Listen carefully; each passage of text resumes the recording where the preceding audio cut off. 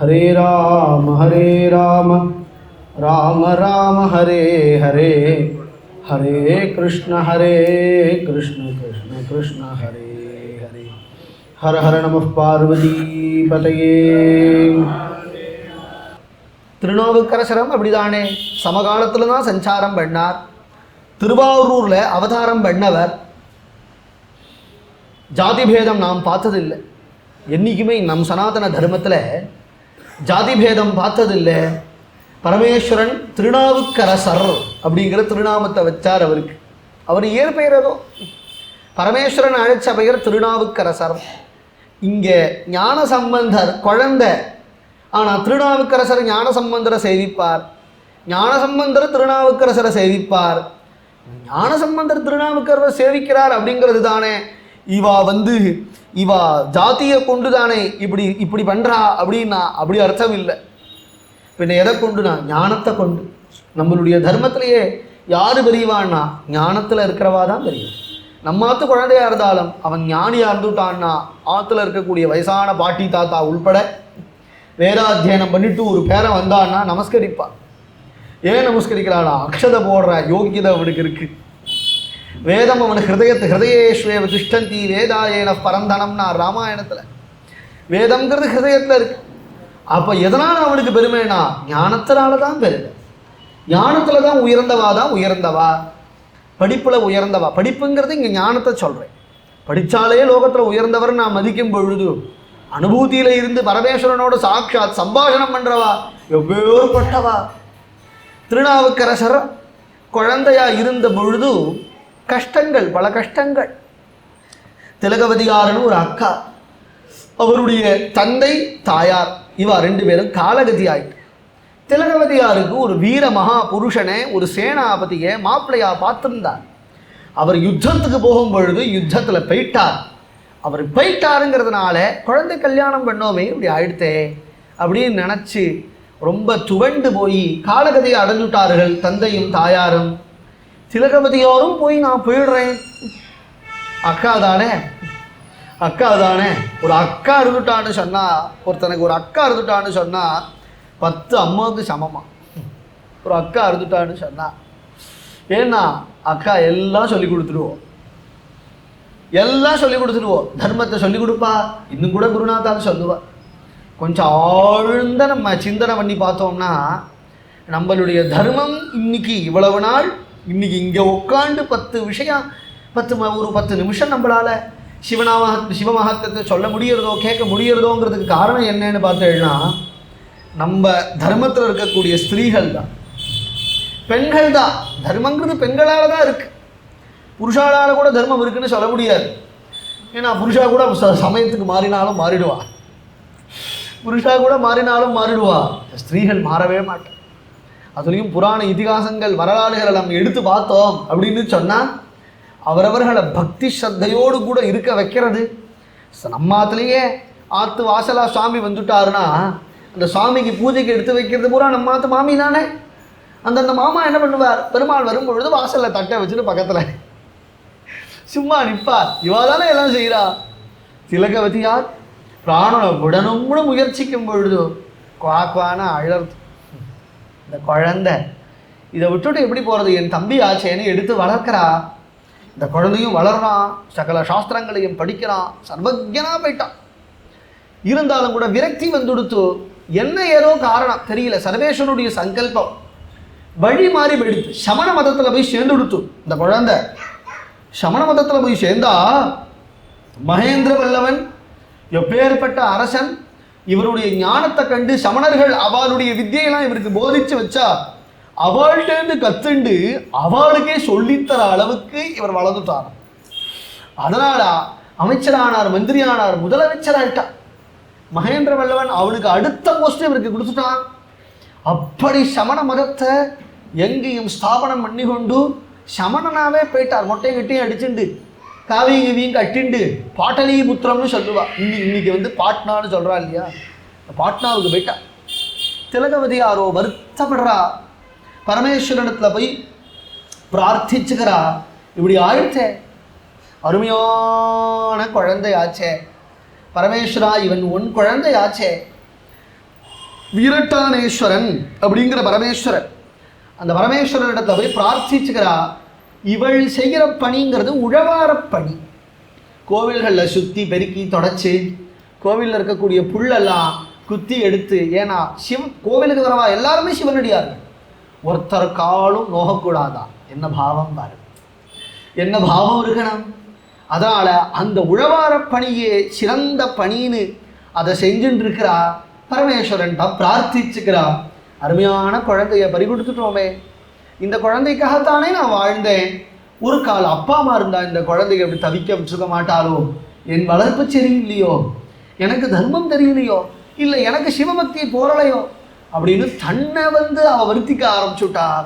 மனசு கஷ்டம் பட ஆரம்பிச்சுட்டா. ராத்திரி சொப்பனத்தில் பரமேஸ்வரன் சாட்சாத்காரம். திலகவதி, கவலைப்படாதே, நான் குழந்தைய காப்பாற்றுறேன், அவனை நம்ம இடத்துல நான் அழைச்சின்னு வரேன். கூப்பிட்டா வருவானோன்னு, அதெல்லாம் கூப்பிட்டானா வரமாட்டான், அவனை வர வச்சாதான் வருவான். அதை எப்படி வர வைக்கிறது? நான் ஒன்று கொடுத்தா அவன் தானா வருவான். என்ன கொடுக்க போறேன்? சூளை நோய். நோயை போய் கொடுக்கலாமான்னா சில சமயங்கள் கொடுக்கலாம். குழந்தை தன் வழிக்கு வரலைன்னா அம்மா கண்டிக்கிறா இல்லையா, அம்மா அடிக்கிறா. பக்கத்தாத்து மாமா பக்கத்தாத்துக்கார, ஏண்டி குழந்தைய கொலை பண்ணுறா மாதிரி அடிக்கிறியே அப்படின்னு சொல்கிறா. பெத்தம்மா கொண்டுவாளான்னு. கண்டிக்கிறதுங்கிறது எதுக்குன்னா திருந்தறதுக்கு தான். பசுனாம் லகுடோ யதா, அதனால் கண்டிக்கணும். சமண மதத்துக்கு போனார் இல்லையா, கொஞ்சம் கண்டிப்பு தேவை அவருக்கு, கண்டிப்பு தேவை அவருக்கு. கண்டிப்பு கொடுப்போம். சூளை நோயின்னு கொடுத்துட்டார். கொடுத்தா பயத்த வலி, உடம்பு பூரா வலி, தாங்கலை, பயங்கர வலி. அவருக்கே அவ்வளவு மந்திரம் தெரியும், இவருக்கே அவ்வளவு மந்திரம். தர்மசேனன்னு வேற பேரை வச்சுட்டானுங்க அவருக்கு. இவருக்கு நிறையா பேர் உண்டு. திருநாவுக்கரசருக்கு இயற்பெயர் ஒன்று உண்டு. சமண மதத்துக்கு போனதுனால தர்மசேனர்னு பேர் உண்டு. பல பேர் உண்டு இவருக்கு. தர்மசேனராக இப்போ ஆயிட்டார் அவர். தர்மமே தெரியாது தர்மசேனனா, எது தர்மன்னு தெரியாம தர்ம பிரமத்தில் மாட்டிண்டு தவிக்கிறார். வழியோ தாங்கலை. இவரோ மந்திரிச்சு பார்த்தார், நிறையா மந்திரவாதிகளே அடிச்சு மந்திரிச்சு பார்த்தார், ஒன்றும் சரியா. பயத்த வழி தேவையா ஆகலை. எல்லாரையும் வெய்கிறார். வெவ்வேறு நாட்டுகள்லாம் மந்திரிக்கிறார், அப்பையும் சரியாகலை. அப்போ தான் அவர் ஒரு ஒற்றான அனுப்பணும். அவரை பார்த்துக்கிற ஒருத்தன் தான். அவரிடத்த சொல்லி, அங்கே எங்கள் ஊரில், திருவாரூரில் எங்கள் ஊரில் எங்கள் அக்கா இருக்கா, அவளை அழைச்சினுவார். நான் அப்படி திண்டாடுறேன்னு போய் சொல். ரொம்ப நாள் திண்டாடும். அந்த ஒற்றன் அங்கேருந்து இங்கே வந்தான். எங்கேருந்துப்பா வரேன்? உங்கள் தம்பி அனுப்பி வரேன். என் தம்பி சூளை நோயில் கஷ்டப்படுகிறாளோ அப்படின்னு கேட்குறா. இப்படியா கேட்பா? சௌக்கியமாக இருக்கானான்னு தானே கேட்பா. கஷ்டப்படுறானோன்னு கேட்குறா. ஏன்னா கஷ்டப்படுவான்னு தெரியும் அவளுக்கு, கஷ்டப்படுவான்னு தெரியும். கஷ்டப்படுறாளோ, ரொம்ப திண்டாடுறார். உங்களை வர சொன்னா நான் வரதுக்கு இல்லை. ஏன்னா சிவநாமமே தெரியாத, சிவபக்தி சுகந்தமே இல்லாத ஊரில் நான் வரமாட்டேன். சிவனடியார்கள் சிவபக்தி எங்கே இருக்கோ அங்கே தான் நான் வருவேன். அவனுக்கு வேணும்னா அவனை இங்கே வர சொல் அப்படின்னு வருத்தப்பட்டார். இதை கேள்விப்பட்ட அவர் வருத்தப்பட்டார்.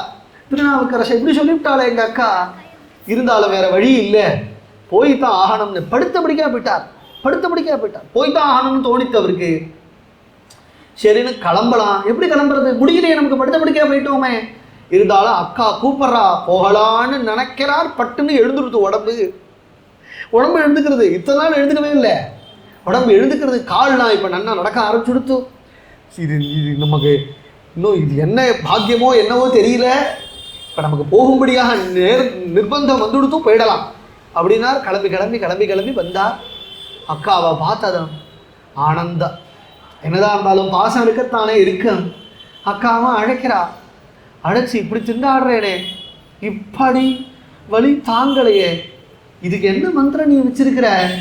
இதுக்கு என்ன மந்திரம் வச்சிருக்கிறேங்கும் பொழுது தான் பஞ்சாட்சரா நமசிவாயவே அப்படின்னு சொல்லக்கூடிய அந்த பஞ்சாட்சரத்தை அக்கா உபதேசம் பண்ணுறா.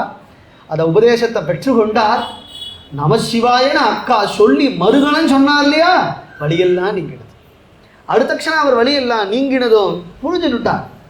எது தர்மம்னு தெரிஞ்சுட்டார்.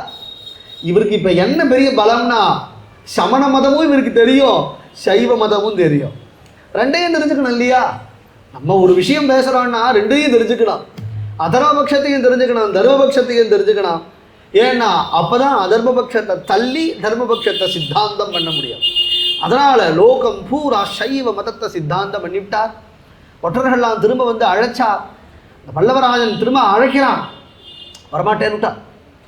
ஏன்னா இத்தனை நாள் மோகத்தில் இருந்து திண்டாடிண்டு உன்னையே ஈஸ்வரன் நினச்சிண்டு ஓம் பின்னாடி சுற்றின்னு இருந்தேன், உனக்கும் அப்பாற்பட்ட சர்வேஸ்வரன் ஒருத்தர் இருக்கான் அப்படின்னு தெரிஞ்சு உனக்கு நான் வந்து அடிபடி வேணும். நான் இனிமே என் வாழ்க்கை முழுவதும் சர்வேஸ்வரனுக்கு சமர்ப்பணம், அவன்தான் சர்வேஸ்வரன், நான் சிவன் அடியான் அப்படின்னு சொல்லிவிட்டார். இவர் வரலை அப்படின்னதும் அவரை கைது பண்ணி அழைச்சிட்டு போய், இல்லாத போனால் இவர் கிளம்பலைன்னா எல்லாரையும் ஹிம்சிப்பான். அதனால இவரும் கிளம்பினார். இவரை கிளம்பி அழைச்சின வந்ததும் இவரை மாற சொன்னான். மறுபடியும் மாறிடு, சமண மதத்துக்கு மாறிடு மாறிடு அப்படின்னார். மாற மாட்டேன், என்ன ஆனாலும் நான் மாற மாட்டேன்னார். துன்புறுத்தினார். அவரை என்ன துன்புறுத்தலாம் பண்ண முடியுமோ, சுண்ணாம்பு காலவாயின்னு சொல்லுவா, அதில் போட்டுவிட்டான். 3 நாளைக்கு மேலே உள்ளே போட்டுவிட்டு கதவை சாத்திவிட்டான். 10 எரியிற நெருப்பு. அதில் உட்காந்து இவர் பாடுறார், மாசில் வீணையும் மாலை மதியமும் வீசு தென்றலும் வீங்கில வேனிலும் மூசு வண்டரை பொய்கையும் போன்றதே ஈசன் எந்த இணையடி நிழலே நமச்சிவாயவே ஞானமும் கல்வியும் நமச்சிவாயவே நான் அறிவிச்சையும் நமச்சிவாயவே நாணவினேற்றத்துமே நமச்சிவாயவே நன்னறி காட்டுமே. ஆச்சரியமா உள்ள உட்காந்து தென்றல் வீசுறதுங்கிறான். நெருப்புல உட்காண்டா தென்றல் வீசுமா என்ன? மாசில் வீணையும் மாலை மதியமும், சாயங்கால ரக்ஷ வேலையில் அப்படி உட்காந்தா ஜிலு ஜிலுன்னு இருக்கு. நமக்கு என்ன இருக்கு? ஏன்னா நம்ம தர்மலிங்கேஸ்வர கோவிலில் உட்காண்டிருக்கோம், அவர் சுண்ணாம்பு காலவையில் உட்காண்டிருக்கார், அவருக்கு ஜிலு ஜிலுன்னா இருக்கும். அவர் ஒரு வீணை கொடுத்தா நன்னா இருக்குங்கிறார். ஏன்னா தேவாரம் பாடுறதுக்கு ஸ்ருதி சுத்தமாக ஸ்ருதி சேர்த்து மாசில் வீணையும், ஸ்ருதியே கலையாத வீணை, அந்த வீணையை கையில் எடுத்துட்டு சாயரக்ஷ வேலையில் சிவன் கோவிலில் உட்காந்து தேவாரம் பாடுனா எவ்வளவு நன்னா இருக்குமோ அவ்வளவு நன்னா இருக்குங்கிறார். ஏன்னா எனக்கு தெரிஞ்ச ஞானமோ, எனக்கு நான் படித்ததுனால ஏற்பட்ட ஞானம், எனக்கு வந்த படிப்போ, நான் அறிவிச்சையும், விச்சைனா மந்திரம், எனக்கு தெரிஞ்ச மந்திரமோ இல்லது என் நாக்குக்கு தெரிஞ்ச ஒரு சுவையோ எதுவுமே எதுன்னா நமச்சிவாயமே. நமச்சிவாயம்னு சொல்லக்கூடிய இந்த பஞ்சாட்சரம்தான். இதுதான் நன்னெறி காட்டும், நமக்கு நல்வழி காட்டுறதுங்கிறது பகவன் நாம சங்கீர்த்தனம் தான். நமசிவாயங்கிற திருநாமம் தான் நமக்கு நல்வழியை காட்டுமே தவிர நாம் செய்கிற யோகமோ விரதமோ நமக்கு நல்வழி காட்டுமோ காட்டாது. அது காட்டு நமக்கு தெரிஞ்சுக்கிற அறிவு நமக்கு கிடையாது. ஆனால் ஒரு அம்மா சொல்லித்தரா மாதிரி ஒரு குழந்தைக்கு இந்த திருநாமம் நமக்கு வழியை காட்டும். இப்படி பாடுறான். கதவை திறந்தா ஒன்றுமே ஆகலை. இந்த சமணம்லாம் சொன்னால் அது ஒன்றும் இல்லை ராஜா, நம்ம மந்திரங்கள்லாம் நிறைய கற்று வச்சுன்னு இருக்கார், அதனால் அந்த மந்திரத்தை ஏதோ ஜெபிச்சிருக்கிறாருங்கிறான். இவன் சொன்ன மந்திரவா? இவன் சொன்ன மந்திரம் இல்லை, அவன் அப்படி சொல்கிறான் அவர்கிட்ட. இல்லாத போனால் அவன் சீட்டு கிழிஞ்சிடும் பாருங்க, அவன் சீட்டை கிழிச்சு விடுவான் ராஜா. அதனால் பொய்யும் புகாரையும் சொல்லிட்டு இருக்கா அவர்கிட்ட போய். அது இதெல்லாம் சரி வராது. நம்ம உள்ளே கொண்டு பூட்டிவிட்டோம், அவருக்கு மாயாஜாலம் தெரியும். அதனால் நம்ம சமண மதத்தில் இருக்கிற மந்திரத்தை சொல்லி தப்பிச்சுட்டார். கதவை பூட்டினதுனால நமக்கு தெரியுமா என்ன உள்ளே என்ன நடந்ததுன்னு? அவருக்கு ஒன்றும் சுடவே இல்லை, நம்ம மந்திரத்தை ஜெபிச்சிருக்கார் அவர். அதனால் விஷத்தை கொடு, சோத்தில் விஷத்தை கலந்து கொடுக்கணும். விஷத்தை சாப்பிட்றா. ஹாலாஹலனையும் ஹாலாஹல சுந்தரனுடைய அடியாருனா சர்வேஸ்வரனையும் விஷம் ஒன்றும் பண்ணாது, சர்வேஸ்வரனுடைய அடியார்களையும் விஷம் ஒன்றும் பண்ணாதுன்னு விஷத்தை சாப்பிட்டா நல்ல தின்னுன்னு இருந்தார். யானையை கொண்டு ஏவு, யானையை கொண்டு ஏவுங்கிறான். யானையை கொண்டு பெரிய மதம் பிடிச்ச யானை, நிறையா முற்றுகையெல்லாம் வச்சா எல்லாத்தையும் முட்டச்சுண்டு அந்த யானை, மதம் பிடிச்ச யானை வருது.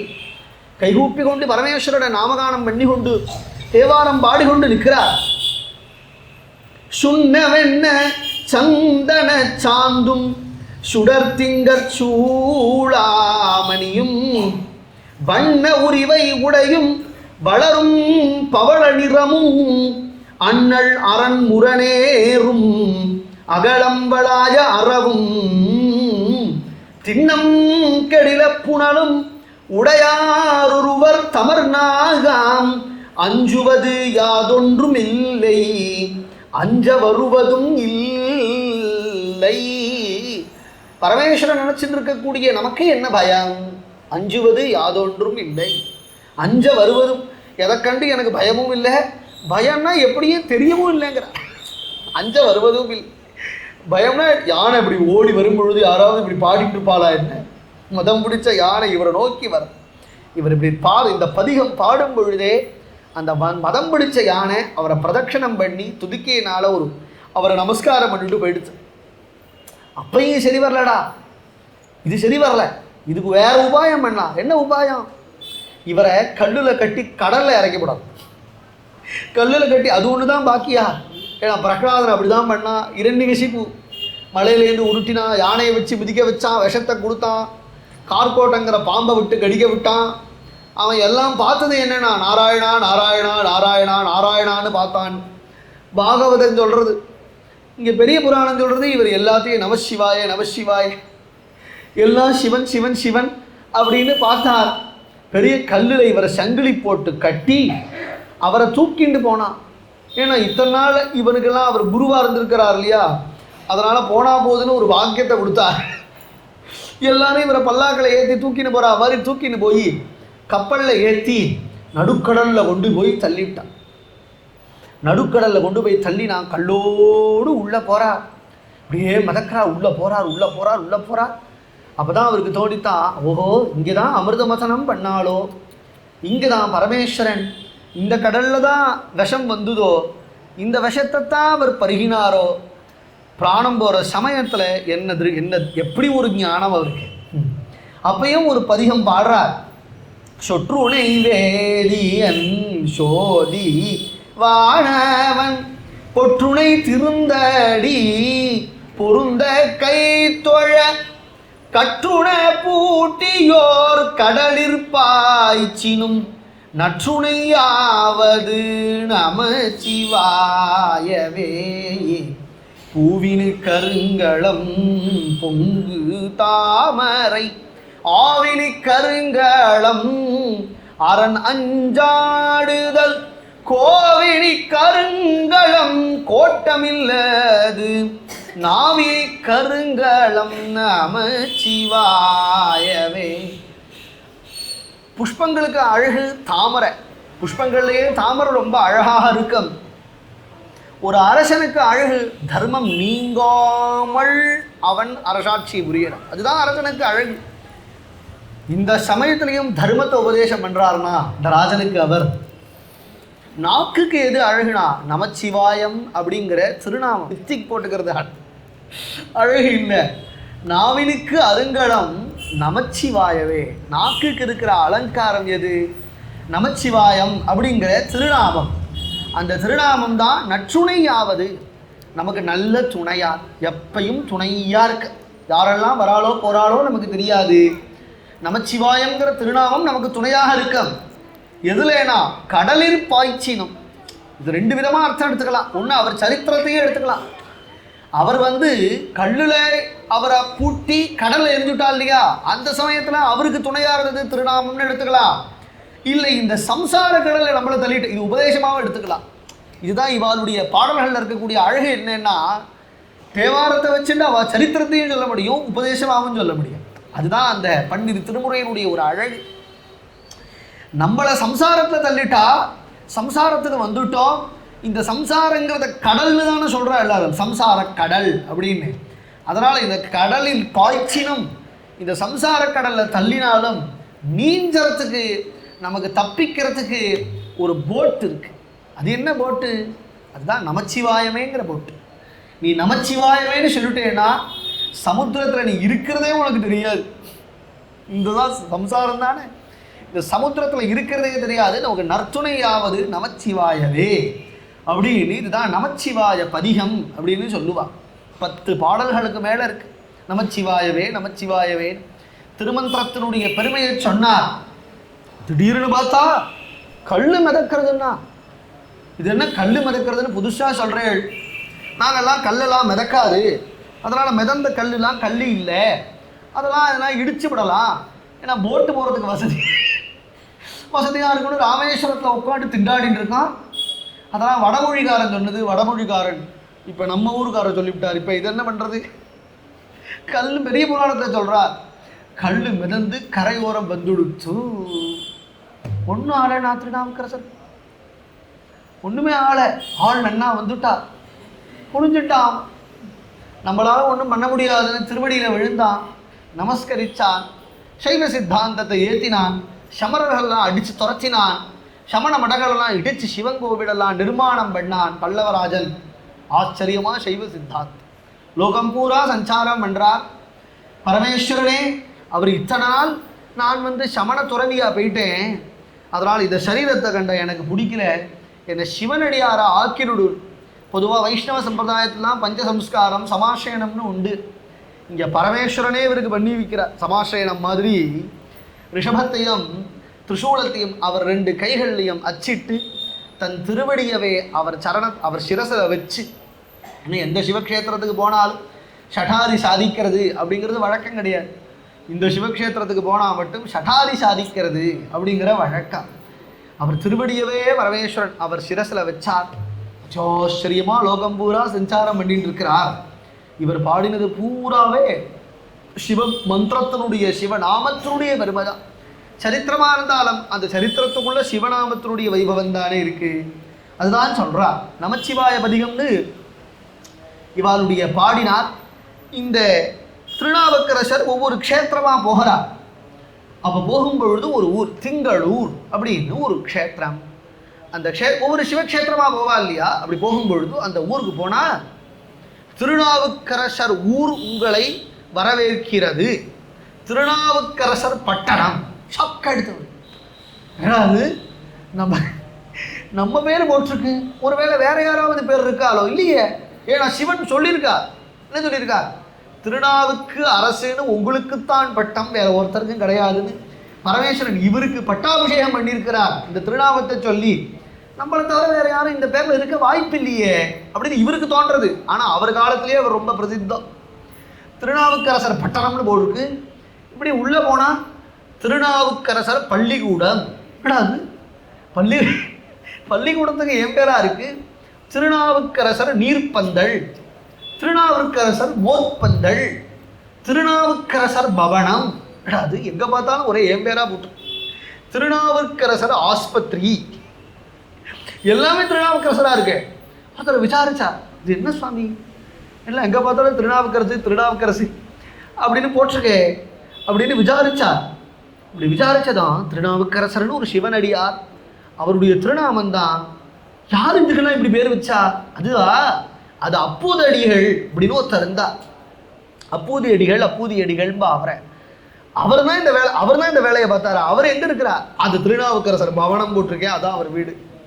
அங்க போய் பாருங்க, இவர் விபூதியெல்லாம் இட்டுண்டு ருத்ராட்ச மாலையெல்லாம் தரிச்சுண்டு கையில உழவார பணி. இவருக்கு உழவார பணி தானே. ஏன்னா அக்கா தான் குரு, அக்கா சொல்லி கொடுத்த மந்திரம் நமசிவாயவேங்கிற திருநாம மந்திரம், அக்கா காட்டின வழி எல்லா க்ஷேத்திரத்திலையும் எல்லா சிவங்கோவிலையும் உழவார பணி. அதுக்கு என்ன தேவையோ அதை கையில் வச்சு நிற்பார். உழவார பணிக்கு தேவையான மண்வெட்டியெல்லாம் கையில் வச்சு நிற்கிறது தான் அவருக்கு அழகு. அதனால அதே வேஷபோஷத்து பூஷணத்தோடு தான் அவர் வரார். அப்போதடிகள் பார்த்தா யாரும் சிவனடியார் தான் வரார் அப்படிங்கிறதுனால அவரை வரவேற்றார். அவர் அவர் விசாரிச்சார், எங்கே பார்த்தாலும் ஒரே திருநாவுக்கரசுன்னு அவர் பேராகவே போட்டிருக்கே, உனக்கு வேற பேரே கிடக்கலையா ஐயா? போய் அவர் பேரை வச்சிருக்கே, என்ன இருக்கு அவர் பேரில்? என்ன இந்த மாதிரியா சிவனடியாரேன்னு ஆச்சு உன்னை மரியாதையா கூப்பிட்டு ஆத்துல உட்கார வச்சா, எப்பேற்பட்டவர் தெரியுமா உனக்கு? அவர் சமண மதத்துக்கு போய் பரமேஸ்வரனே அவரை தனதாட்கொண்டு தன் திருவடியில அவரை வரவழைச்சு அவருக்கு சாட்சாத்காரமாகி அவரோடு சகஜமாக பேசுகிறார்.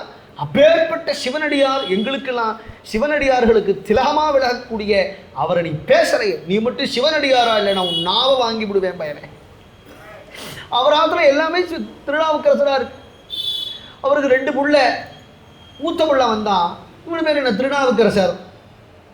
2வது புள்ள வந்தான், அவன் பேர் என்ன திருநாவுக்கரசர். எப்படியா கூப்பிடுவ? மூத்த திருநாவுக்கரசே, இளைய திருநாவுக்கரசே. அப்புறம் இந்த அரிசியை அளக்கிறதுக்கு படி வச்சிருப்பா இல்லையா, அதுக்கு பேர் திருநாவுக்கரசு படி. திருநாவுக்கரசு படியில் ஒரு படி திருநாவுக்கரசு அரிசியை அளந்து, அப்புறம் குக்கர் திருநாவுக்கரசில் ஒரு படி போட்டு, அப்புறம் தீர்த்த திருநாவுக்கரசு எல்லாத்துக்குமே அப்படிதான் வார்த்தை பேசுவாளாம். எப்படி சாமி புரிஞ்சுக்கிறது? புதுசாக போகிறவாளுக்கு தான் புரியாது. அந்த ஆத்துலேயே பழகினா வாத்து மாமிக்கு தான் புரியும். எல்லாமே திருநாவுக்கரசுன்னு இருக்கு.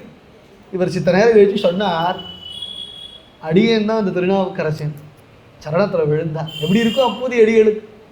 ஏன்னா குருவா, மானசீக குருவா ஏற்றுனுட்டார். நான் ஆரம்பத்திலேயே சொன்னேன் இல்லையா, ஜாதி என்னவா வேணா இருக்கட்டும், அப்போதைய அடிகள்ங்கிறவர் பக்கா பிராமணர், வேதாத்தியனம் பண்ணவர், பக்கா பிராமணர். நாவுக்கரசரை பற்றி இல்லை, திருவடியில் விழுந்துட்டார்னா, நாவுக்கரசர் திருவடியில் விழுந்துட்டார். அமுதை ஏற்றுண்டு போகடா அப்படின்னு சரின்னுட்டார். குழந்தைய போய் மூத்த திருநாவுக்கரசா போய் இலையை பறிச்சுண்டு வான்னு இப்படி போனதான் அந்த புள்ள போய் இலை பறிக்கிறான். வாழைகளை வெட்டும் பொழுது ஒரு பாம்பு தீண்டெடுத்து. கதையெல்லாம் சொல்லவே முடியாது. நாயன்மார்கள் சரித்திரம் ரொம்ப உருக்கமான சரித்திரம், சொல்லவே முடியாது கதையை. பாம்பு தீண்டெடுத்து அந்த புள்ளை இலையை எடுத்துன்னு வந்து கொள்ளையில், அம்மா இந்த இலை, பாம்பு தீண்டெடுத்து நான் போயிடுவேன், அவர்கிட்ட சொல்லாத, சொன்னால் அவர் சாப்பிட மாட்டார், நான் போயிடுவேன், நான் இங்கேயே கிடக்கேன், என்னை கவனிக்க வேண்டாம் இப்போ அப்படின்னு அந்த புள்ள இலையை ஒப்படைச்சான். கொள்ளையில் சுருண்டு படுத்தான், போயிட்டான். அவள் அழல. நேராக போய் அப்பூதேடிகள்கிட்ட சொன்னான், மதி குழந்தை போயிட்டான், தரத்தரேன்னா அழைச்சின்னு வந்தா, வாயை திறக்காத, வேறு எல்லாத்தையும் கொண்டு வா, மேலே எதையாவது போட்டு மூடு, இப்போ மூடி வை. அவர் திருநாவுக்கரசர் வந்திருக்கா, அமுது ஏற்றுக்க மாட்டார், இப்போ வேண்டாம் அப்படின்னு உள்ள அழைச்சணும். இலையெல்லாம் போட்டு பரமாறணும். எப்பயுமே சாப்பிட்றதுக்கு முன்னாடி திருநீர் கொடுப்பாராம். எல்லாருக்கும் திருநீர் கொடுப்பார். இப்படி திருநீர் கொடுக்கும்போது அப்பூதி இடிகளுக்கு அவர் மனைவிக்கெல்லாம் கொடுத்துட்டு மூத்த பிள்ளைய சின்ன பிள்ளை தான் வரான். சின்ன பிள்ளை வந்து வாங்கிடுதான். அவன் எங்க? மூத்த பிள்ளை எங்க? மூத்த திருநாவுக்கரசை கூப்பிடு. தயங்குறார். என்ன ஆச்சு? கூப்பிடுங்கிறேன், என்ன ஆச்சு? கூப்பிடுங்கிறார். இல்லை, அவன் எதுக்கும் உதவ மாட்டான். உதவ மாட்டான்னா என்ன அர்த்தம்? இல்லை, இப்போ அமுதை ஏற்றுக்கோங்களேன், அமுதை ஏற்றுனுட்டு அப்புறம் பார்த்துக்கலாமே. அவனை அழைக்கணும். நான் திருநீர் கொடுக்காம ஒரு பெருக்கே என் வாயில் போகாதுன்னுட்டான். என்ன பண்ணுறது? சொல்லித்தான் ஆகணும். சொல்லிவிட்டார். அப்படி சொன்னதும் வந்து பார்த்தா உடம்பு பூரா நீலம் பாய்ச்சிருக்கு. குழந்தை போயிட்டான். எல்லாரும் அழறா. இவர் பயப்படுவாரா என்ன? ஏன்னா விஷத்தை நீக்கக்கூடிய சர்வேஸ்வரன் இருக்கிறானே. ஒன்று கொலாம் அவர் சிந்தை உயர்வரை, ஒன்று கொலாம் உயரும் மதிசூடுவர், ஒன்று கொலாமிடு வெண்தலை கையது, ஒன்று கொலாம் அவர் ஊர்வது தானே. இந்த பதிகம் ரொம்ப ஆச்சரியம். இந்த குழந்தை போயிட்டா, இந்த குழந்தையை காப்பாற்றுங்கோ, இந்த குழந்தையை எழுப்புங்கோ, இப்படி தானே ஸ்தோத்திரம் பண்ணணும். சிவகுணமாக ஸ்தோத்திரம் பண்ணணும். கடைசியில் தான் பாம்பு கடிச்சு இந்த பையன் போயிட்டான்னு கடைசி பாடலில் தான் பாடுறார். 10 பாடல் அதை பாடவே இல்லை, பிரார்த்தனையே பண்ணலை. சிவனுடைய சந்நிதியில் அந்த குழந்தையை கொண்டு போட்டுவிட்டு இந்த பதிகங்களை பாடுறார். ஏன்னா பிரார்த்தனை பண்ண வேண்டிய அவசியம் இல்லையா? என்ன ஆச்சரியம் பாருங்க. பரமேஸ்வரத்தில் பிரார்த்தனை பண்ண வேண்டிய அவசியம் கிடையாது சிவன் அடியார்களுக்கு. ஏன்னா எதை செய்யணுமோ அதை அவர் செய்வார், கேட்காமலேயே செய்வார். ஒரு தகப்பன் செய்ய மாட்டான். நான் பிள்ளைக்கு எது ஹிதம் அஹிதம்னு தெரிஞ்சு கேட்டு தான் செய்கிறான். 5 வயசு பிள்ளைக்கு எது தெரியும்? தகப்பன் தானே இந்த ஸ்கூலில் போட்டான் அந்த குழந்தை நன்னா படிக்கும், இந்த படிப்பு படித்தா அந்த குழந்தை நன்னா வரணும். தகப்பன் தானே அந்த குழந்தைக்கு வாழ்க்கை இப்படி போனால் நன்னா இருக்கணும்னு சொல்லித்தரான். ஜெகத பிதரோ வந்தேன்னு சொல்கிறோமே நம்ம சர்வேஸ்வரனை, ஜெகத் பிதான்னு சொல்கிறோமே, அவருக்கு தெரியாது நமக்கு எது ஹிதம்னு. நம்ம அல்பத்தை கேட்டுவிட்டு அதை கொடுக்கலேன்னு சொல்லக்கூடாது. ஏன் அதை கொடுக்கலேனா, நம்ம கேட்டது அல்பம்னு அவர் கொடுக்காததை வச்சே தெரிஞ்சுக்கணும். நான் அவர்கிட்ட போய் நிற்கிறேன், டெய்லியும் கோவிலில் 10 பிரதட்சணம் பண்ணுறேன், எனக்கு போஸ்ட்டு வேணும் அப்படின்னு கேட்குறேன், எனக்கு கொடுக்க மாட்டேங்கிறாரே அப்படின்னா அதுக்கு காரணம் இருக்குடா. ஹையர் பொசிஷனுக்கு நீ போக போக தலைவலி ஜாஸ்தி. நீ ஹையர் பொசிஷன் போனேன்னா 1000 லட்சம் வேலையில் தர்மலிங்கேஸ்வரர் தரிசனம் கிடைக்காது. அவரை என்ன நினைச்சார்னா, அவருக்கு ஒன்றை பார்க்கணும்னு ஆசை, அதனால் உனக்கு ஹையர் பொசிஷனே கொடுக்க மாட்டேன், ஹையர் பொசிஷனே கொடுக்க மாட்டேங்கிறார். அவருக்கு நம்மளிடத்துல ஆசைங்கிறதுனால சர்வேஸ்வரன் நமக்கு எது ஹிதமோ அதை தரார். அதை புரிஞ்சுக்கணும். அவர் எப்படி இருக்கிறார்? ஒன்று கொலாம அவர் சிந்தை உயர்வரை. அவருக்கு ஈடு யாரும் உண்டு லோகத்தில்? அவருக்கு ஈடு அவர் தான். நிரஸ்த சாமியாதி சயோபியத் ஸ்வயம் பிசாச்சரியாம் அச்சரத்துங்கிறார் பாகவதத்தில். நிரஸ்த சாமியாதி சயகாங்கிறார். தனக்கு நிகரும் இல்லை, தனக்கு உயர்ந்தவரே இல்லை. அந்த பாகவதத்தில் இவெல்லாம் பாகவதம் படிச்சிருக்காளான்னு எனக்கு தெரியல. நாயன்மார்கள்லாம் எங்கேயாவது பாகவதம் படிச்சிருக்காங்கிறதுக்கு எங்கேயாவது ஒரு பிரமாணம் கிடைக்கிறதான்னு பார்க்கணும். ஏன்னா நாயன்மார்களுடைய பாடல் பூரா பாகவத வாசனை வீசுறது. பாகவதங்கிறது விஷ்ணுவை பற்றி கிருஷ்ண கதையை சொல்ல வந்த புராணம் தானே. சிவனை பற்றி இப்படி இருக்குது பாகவதத்தில். நானாக ஒன்று எழுதிட்டு சொல்லலை. நிரஸ்த சாமியாதி சயஹா, நிரஸ்த சாமியாதி சயோபி யத்ஸ்வயம் பிசாச்சரியாம் அச்சரத்துங்கிறார். உன்மாதிர போல சஞ்சாரம் பண்ணுறார் சர்வேஸ்வரன். அதுக்கே அவருக்கு ஈடு கிடையாது. அவர் தலையில சூடின் இருக்கக்கூடிய அந்த அர்த்தபிற சந்திரனுக்கும் ஈடு கிடையாது. ஒன்று கொலாம் உயரும் மதி சூடுவர். மதினா சந்திரன். அவருக்கு ஈடு உண்டா? சந்திர மௌலீஸ்வரன், சந்திர கலாதரன், சந்திர மகுட்டன் சொல்கிறோம் இல்லையா நம்ம பரமேஸ்வரனை. அவருக்கு ஈடு கிடையாது. ஒன்று கொலாம அவர் ஊர்வது தானேயே விஷபாரூடன். ஊர்வதுனா விஷபா, அதில் ஏறிதான் அவர் சஞ்சாரம் என்றார். விஷபாரூடனா அவர் வரும் பொழுது அவருக்கு ஈடு யார் உண்டு? இப்படி இந்த பாடல்களை 10 பாடல்களை அப்படி பாடினாரோ இல்லையோ, இந்த புள்ள எழுது நமச்சிவாயமே நமச்சிவாயவே நாமத்தினுடைய வைபவம், சிவநாமத்தினுடைய வைபவம். அப்புறம் பாடியிருக்கிறார் ஞான சம்பந்தனம் நமச்சிவாய பதிகம். அவரும் பாடியிருக்கிறார். காதலாகி கசிந்து கண்ணீர் மல்கி ஓதுவார்த்தமை நன்னறிக்கு உய்ப்பதே வேதம் நான்கினும் மெய் பொருளாவது நாதல் நாமம் நமச்சிவாயவே. நமசிவாய நமசிவாயன்னு வெறும சொன்னாலே போ. பாகவதம் சொல்லிடுத்து சாங்கேத்தியம் பாரிஹாஸ்யம் வா ஸ்தவம் ஹேளனமேவான். இதுக்கு ஆச்சரியமாக ஒரு கதை குருநாதால் சொல்லுவா. ஒருத்தன் ஒரு நாய் வளர்த்தானா. அவன் நாய் அப்புறம் தெருநாய் ஒன்று வந்தது. அந்த தெருநாய் இவன் வளர்த்த நாய்கிட்ட வந்து நின்றுத்து. அவன் தெருநாயை பார்த்து சீன்னா, தன்னாயை பார்த்து வான்னா. தர்மலிங்கேஸ்வரர் கண்ணத்தில் கையை வச்சுட்டு, ஐயோ இவன் சீ வானுட்டானே, சிவான்னு சொல்லிட்டானே, இவனுக்கு நான் போ கைலாசத்தை கொடுக்கணுமே நினச்சுட்டாரா. இதுக்கு தான் சாங்கேத்தியம்னு பேர். அவன் சிவன் நினச்சுட்டா சிவான்னா, நாயத்தானே சீவான்னா. சீவான்னாலும் சிவாங்கிற திருநாமம் கேட்டதா இல்லையா? அப்படி சொன்னாலே கைலாசத்தை தர சர்வேஸ்வரன். அதுக்காக அப்படி சொல்லணும்னு அர்த்தம் இல்லை. அஜாமிலம் மாதிரி நாமம் சொல்லணும்னு அர்த்தம் இல்லை. பின்ன எப்படி சொல்லணும்னா அது சொல்லித்தரார். காதலாகி கசிந்து பரமேஸ்வரனிடத்துல காதல் வயப்படணும். காதலுங்கிறது இங்கே பக்தியை தான் காதலுங்கிறார். தமிழில் காதல்னா பக்தி. காதலாகி கசிந்து கண்ணீர் மல்கி ஓதுவார்த்தமை நன்னறிக்கு உய்ப்பது. ஹிருதயத்தில் பக்தியோடு பக்தி வந்துடுச்சுன்னா என்ன வரும்னா கண்ணீர் வந்துடும். இப்படியெல்லாம் சர்வேஸ்வரா உன் நடிகார்களை நீ சம்ரட்சிச்சையா அப்படின்னு நினச்சா யாருக்குத்தான் மனசு உருகாது? சிவனுடைய கருணையை கண்டா யார் மனசும் உருகிடும்.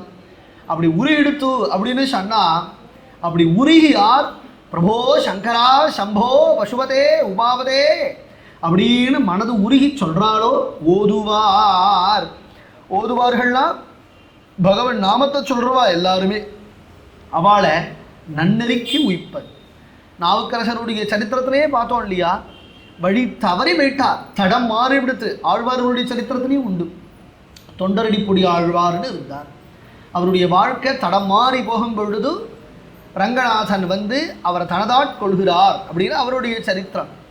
நாவுக்கரசருடைய சரித்திரம் தடம் மாறி வேற மதத்துக்கு போகும் பொழுது பரமேஸ்வரன் பஞ்சாட்சரம் அப்படிங்கிற தன் திருநாமத்தை அவருக்கு உபதேசம் கொடுத்து, அக்கா மூலியமாக உபதேசம் கொடுத்து தனதாட்கொள்கிறாருங்கிறது சரித்திரம்.